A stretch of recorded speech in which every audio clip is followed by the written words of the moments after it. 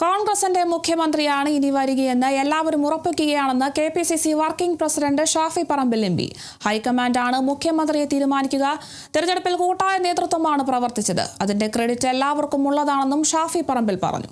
Party നിർദ്ദേശത്തിന്റെ അടിസ്ഥാനത്തിലാണ് പരമാവധി മണ്ഡലങ്ങളിൽ താൻ പ്രചാരണത്തിന് പോയതെന്നും അദ്ദേഹം വ്യക്തമാക്കി.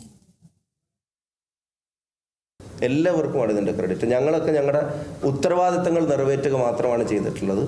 അത് നേരത്തെ പറഞ്ഞ പോലെ ജനങ്ങൾ അർഹിക്കുന്നതാണ്. അത് ചെയ്തു കൊടുക്കാനുള്ള റെസ്പോൺസിബിലിറ്റി ആയിരുന്നു ഞങ്ങളുടെ.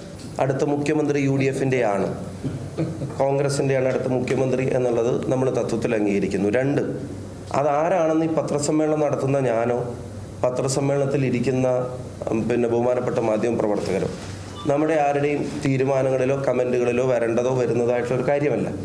അത് ആ സമയത്ത് പാർട്ടിയുടെ രീതി അനുസരിച്ച് പാർട്ടി എടുക്കുന്ന തീരുമാനം അതെല്ലാവർക്കും ബാധകമാവും.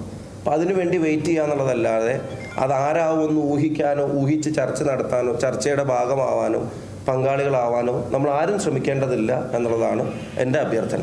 ഒരാൾ കടലാസിൽ എഴുതി കൊണ്ടുവരുന്ന മന്ത്രിസഭയായിരിക്കില്ല, ഒരാൾ സ്വയം എടുക്കുന്ന തീരുമാനങ്ങളായിരിക്കില്ല, പാർട്ടി കൺസൾട്ട് ചെയ്തെടുക്കുന്ന തീരുമാനങ്ങളായിരിക്കും. ആ തീരുമാനം എല്ലാവർക്കും ബാധകമായിരിക്കും.